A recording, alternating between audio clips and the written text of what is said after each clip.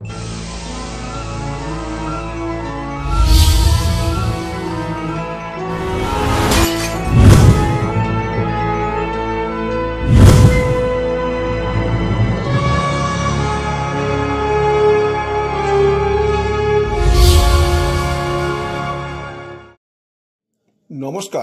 আপনারা দেখছেন কড়া খবর।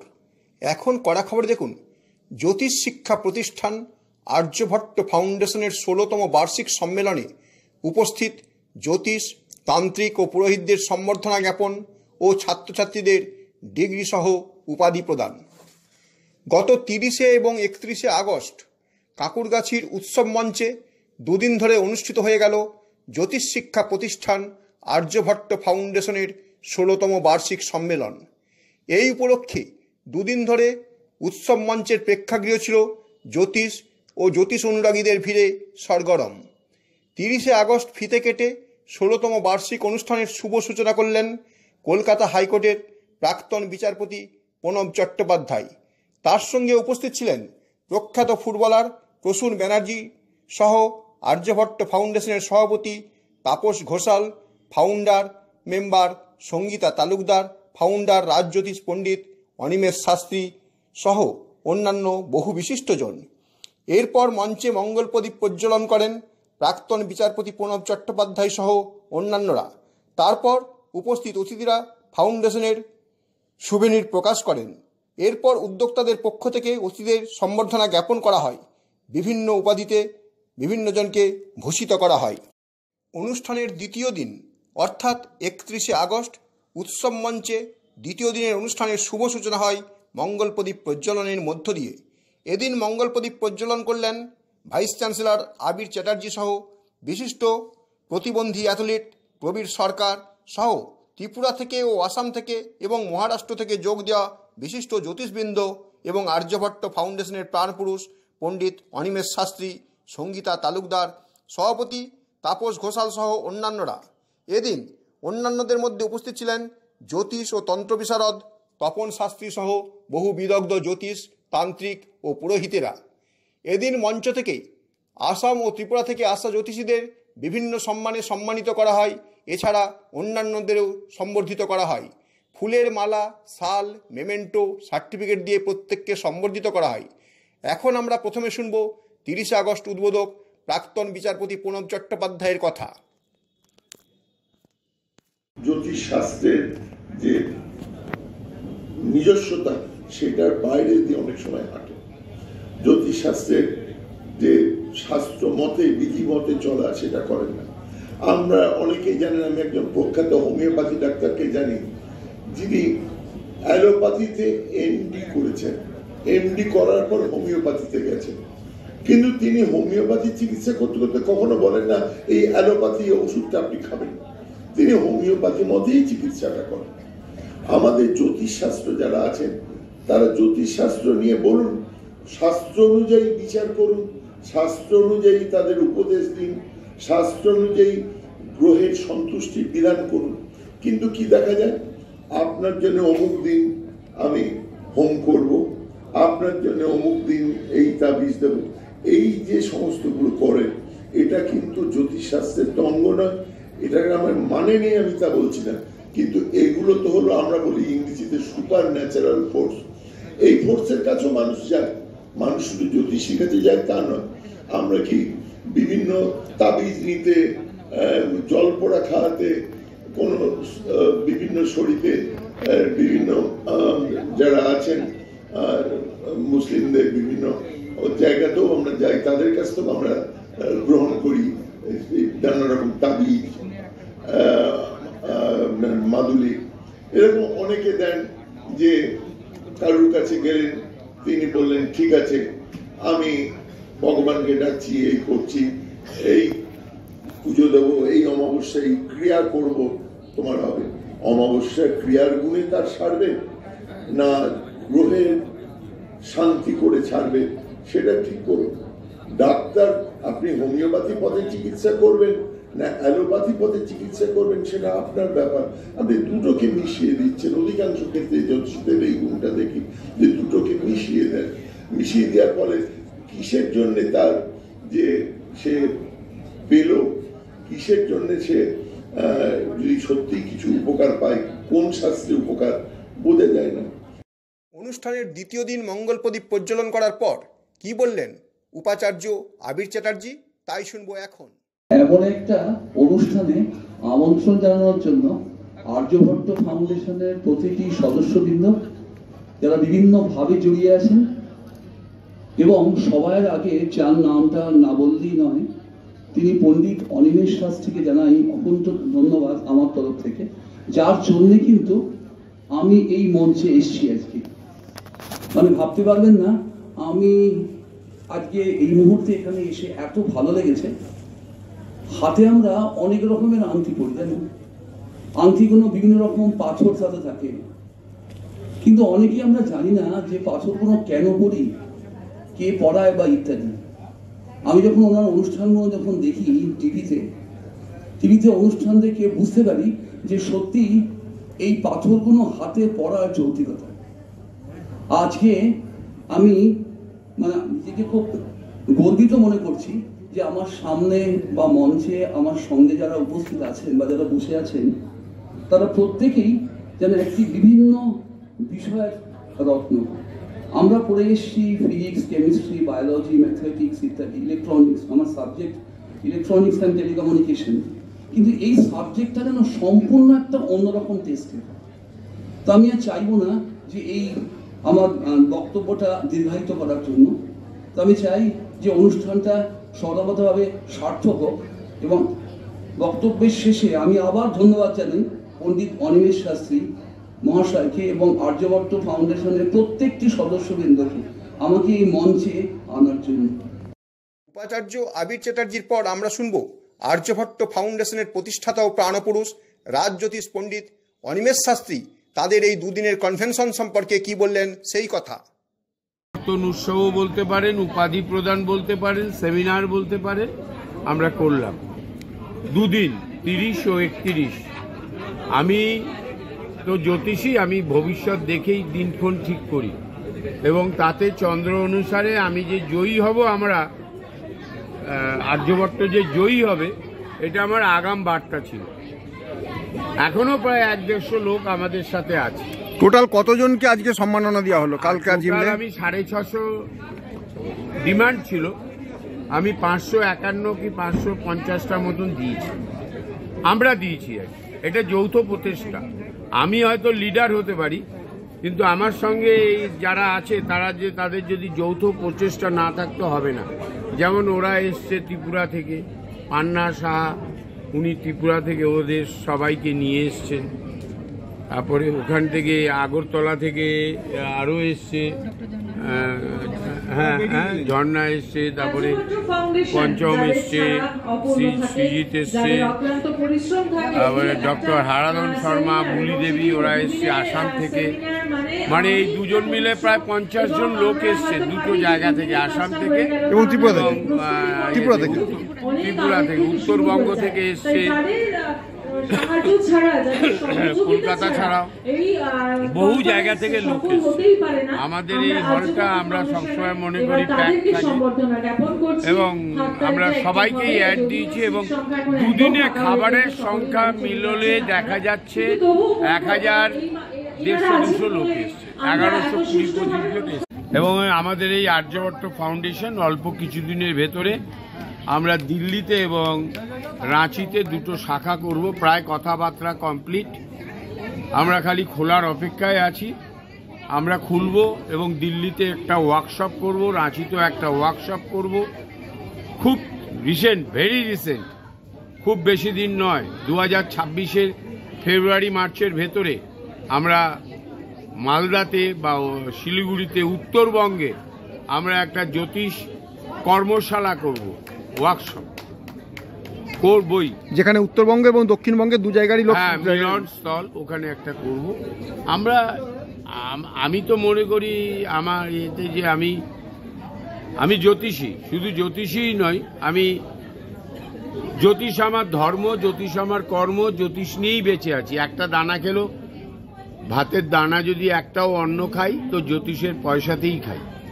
দাদা, আমি অন্য কিছু করি মঞ্চ না। থেকে আপনি একটা কথা ঘোষণা করলেন, জ্যোতিষ শেখো জ্যোতিষ করো, এই ব্যাপারটা সম্পর্কে কি বলবেন? জ্যোতিষ না শিখে জ্যোতিষ করলে 2005-এ আবিষ্কার, 2012-তে পরিষ্কার, তারপরে আর খুঁজে পাওয়া যায় না। ওদের দায়ভার আমাদের নিতে হয়। ছাতিটা তো বেশ মোটা সোটা ছাতি, ওদের দায়ভার আমাদের নিতে হয়। এটা খুব কঠিন কাজ। আর একটা জিনিস আমরা দেখলাম যে আজকে এই জ্যোতিষ সম্মেলন থেকে আমরা দেখলাম তন্ত্র যারা করে তাদেরকেও সম্মাননা জানানো হলো, এবং পৌরোহিত্য যারা করে তন্ত্র তো সঠিক, পৌরোহিত্য সঠিক, তন্ত্র সঠিক নয়। যে তন্ত্র ঠিক করতে পারে, তন্ত্রের দ্বারা অনেক কিছু হয় সঠিক। যে করতে পারে না সে তো তার চেম্বার বন্ধ থাকে, সে বাড়িতে থাকে না, এদিক ওদিক পালিয়ে যায়, আবার বিয়ে করে নেয়, এই সেই বিভিন্ন বাগলারটাই। আর কোন কোন সম্মান এই সমাবেশ থেকে দেওয়া হলো? জ্যোতিষ শ্রেষ্ঠ সম্মান, জৈমিনী সম্মান, আর্যভট্ট সম্মান, বঙ্গরত্ন, ভারতরত্ন, আর্যভট্ট বঙ্গরত্ন, আর্যভট্ট ভারতরত্ন, বিবি রমন। বিবি রমন আমার গুরু, তা আমি বিবি রমনের ওপরই অনেক আগেও দিয়েছি অ্যাওয়ার্ড, এইবারও দিয়েছি আমরা। আর আপনার এখান থেকে যে সমস্ত ছাত্রছাত্রী পাস করছে তাদের ডক্টরেটও দেওয়া হলো দেখলাম, কতজনকে ডক্টরেট দেওয়া হয়েছে? ডক্টরেট ঠিক নয়, সাম্মানিক। আমরা মনে করি ও সম্মান হয়েছে কিছু একটা তথ্য আবিষ্কার করতে, সেই জন্য ওকে আমরা ডক্টরেট মানে পিএইচডি প্রদান করি। Honorary PhD, honorary thesis, publication, এই টাইপের কোনো পদ্ধতিগত প্রভাব আমাদের নেই। রাজজ্যোতিষ পণ্ডিত অনিমেষ শাস্ত্রীর পর আমরা শুনব আর্যভট্ট ফাউন্ডেশনের সভাপতি জ্যোতিষশ্রী তাপস ওরফে তাপস ঘোষালের কথা। আমাদের এই 16তম কনফারেন্সটা খুব আমরা আনন্দ উপভোগ করে কাটালাম।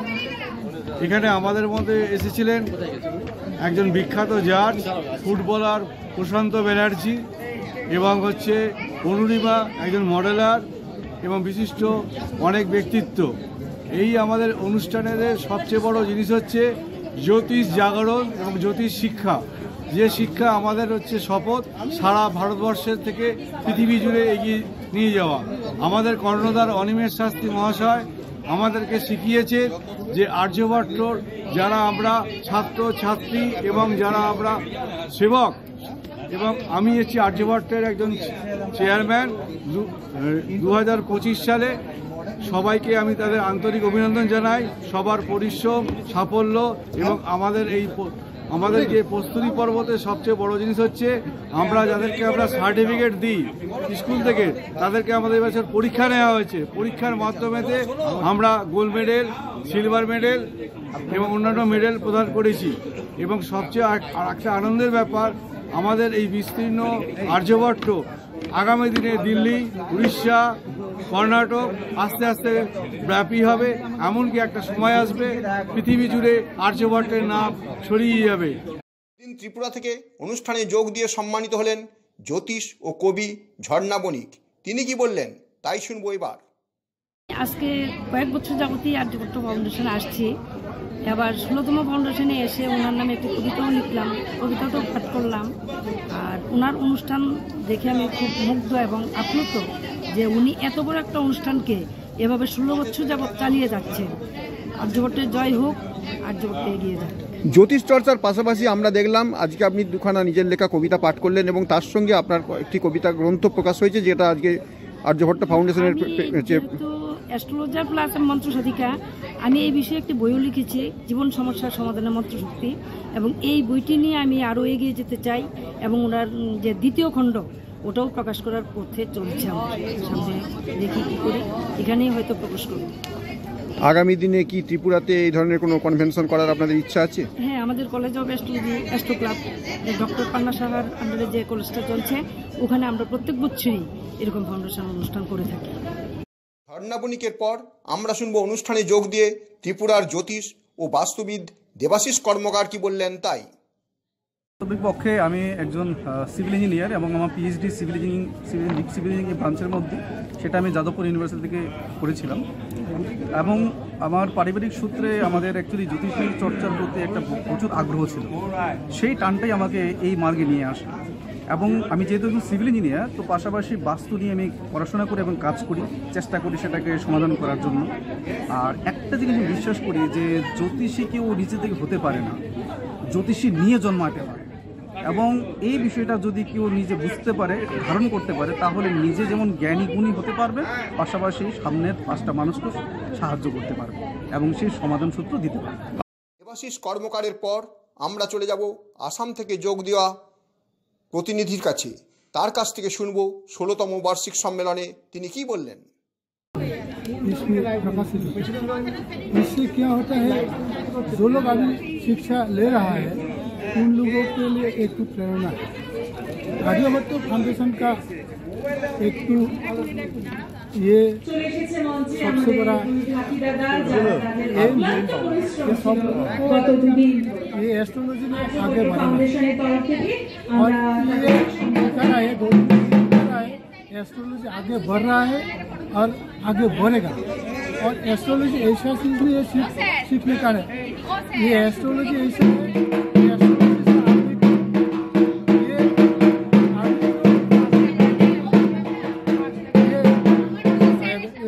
नौकरी के लिए जो प्रॉब्लम हो रहा है इससे एक तो सहायक होता है। আপনার নাম? मेरा नाम डॉक्टर हरदम शर्मा। এরপর আমরা শুনব দ্বিতীয় দিনের অনুষ্ঠানে যোগ দিয়ে কি বললেন বিশিষ্ট অ্যাথলিট প্রবীর সরকার। অ্যাকচুয়ালি আমার জীবনের দু একটি ঘটনা বলছি, কারণ আমি জন্মগ্রহণ করেছিলাম 8-5 জন সাধারণ ছেলেমেয়ের মতনই। তো আমার যখন 4 বছর বয়স, তখন মা বাবার সঙ্গে বেড়াতে যাচ্ছিলাম এবং রেলের যে ট্রাক চেঞ্জ হয় সেই ট্রাকের মধ্যে আমার বা পাটা আটকে যায় এবং আমার পায়ের উপর দিয়ে 22খানা মালগাড়ি বগির চাকা পার হয়ে যায়। তো তখন থেকে আমি আমার বা পাটা হারিয়ে ফেলি এবং এই ক্র্যাচ নিয়ে পথ চলা শুরু করি, উঠে দাঁড়াই, পড়াশুনো শুরু করি। তো বেছে নিই অ্যাথলেটিক্সে। তো আমাদের স্কুলে যে অ্যানুয়াল স্পোর্টস হয় সেখানে আমি আমার ফ্রেন্ডদের সঙ্গে 100 মিটার, 200 মিটার এবং লং জাম্পে আমি অংশগ্রহণ করতাম। তো পরে আমি জানতে পারি যে আমাদের মতন যারা ফিজিক্যালি চ্যালেঞ্জ, যারা স্পেশাল লেভেলে আছে তাদের স্পোর্টস হয়। তো সেখানে আমি নর্থ 24 পরগনা ডিস্ট্রিক্ট থেকে শুরু করি, তারপর স্টেট থেকে আমি ন্যাশনালে বারবার মেডেল অর্জন করি 12 বার এবং 100 মিটার এবং লং জাম্পে। দেন আমার ইন্টারন্যাশনাল পথ চলা শুরু। আমি সাউথ কোরিয়া বুসান প্যারা এশিয়াতে লং জাম্পে ভারতবর্ষ তথা পশ্চিমবঙ্গকে সিলভার মেডেল এনে দিই এবং মালয়েশিয়া, কুয়েত বিভিন্ন জায়গায় প্যারালিম্পিক্সে অংশগ্রহণ করেছি, ভারতবর্ষ তথা পশ্চিমবঙ্গকে মেডেল এনে দেওয়ার চেষ্টা করেছি ইন্টারন্যাশনালে। 2002-তে গভর্নমেন্ট অফ ইন্ডিয়ার পক্ষ থেকে প্রাইম মিনিস্টার অ্যাওয়ার্ড পাই এবং বেঙ্গল রোল মডেল কলকাতা শ্রী, এবং রিসেন্ট আমি স্টেট গভর্নমেন্টের পক্ষ থেকে বাংলার গৌরব অ্যাওয়ার্ড পাই। তো আমার জীবনে সবশেষে আমরা শুনব ত্রিপুরা থেকে যোগ দেওয়া বিশিষ্ট জ্যোতিষ, যিনি এদিন আর্যভট্ট জ্যোতিষ বঙ্গরত্ন ও আর্যভট্ট জ্যোতিষ মহাগুরু সম্মান লাভ করলেন সেই পঞ্চম মিশ্রের কথা। আর্যভট্ট ফাউন্ডেশনের 16তম বার্ষিক সমাবর্তন অনুষ্ঠান চলছে কাকুরগাছি উৎসব মঞ্চে। সুদূর ত্রিপুরা থেকে আপনারা এসেছেন, কি বলবেন? আজকে এই মঞ্চে যে অনিমেষ শাস্ত্রীর যে অনুষ্ঠান 16তম, যে আমরা ত্রিপুরা থেকে এসে আমরা খুব আনন্দ অনুভব করছি এবং আমরা ত্রিপুরা থেকে যে আজকে এমন মঞ্চে আমরা উপস্থিত হতে পেরে আমরা নিজেকে গর্বিত বা আনন্দিত বোধ করছি। আজকে আপনাদের এখান থেকে যেমন আপনারাও অনিমেষ শাস্ত্রীকে সম্বর্ধনা জ্ঞাপন করলেন, সঙ্গে সঙ্গে আপনাদেরও সম্বর্ধিত করা হলো, এ ব্যাপারে কি বলবেন? তো আমাদেরকেও করা হবে, যে তানে তো সবসময় আমাদেরকে সম্বোধনা করে এবং আমাদেরকে খুব ভালোবাসেন, তাই আমরা ত্রিপুরা থেকে উনির অনুষ্ঠানে আমরা ছুটে আসি। আপনার ত্রিপুরা যে ইনস্টিটিউট থেকে এসেছেন সেই ইনস্টিটিউটের নামটা? আমরা ত্রিপুরা গ্রামীণ বিকাশ সোসাইটি। ত্রিপুরা গ্রামীণ বিকাশ সোসাইটি।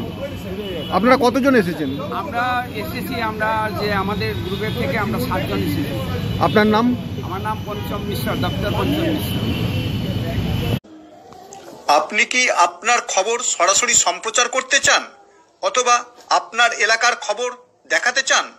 তাহলে যোগাযোগ করুন কৃষ্ণপ্রসাদ পাত্র, ফোন নম্বর 8622800252 অথবা 8282860856 এই নাম্বারে, অথবা অর্জুন সেন সিপিআরও, ফোন নম্বর 9433138840 এই নাম্বারে।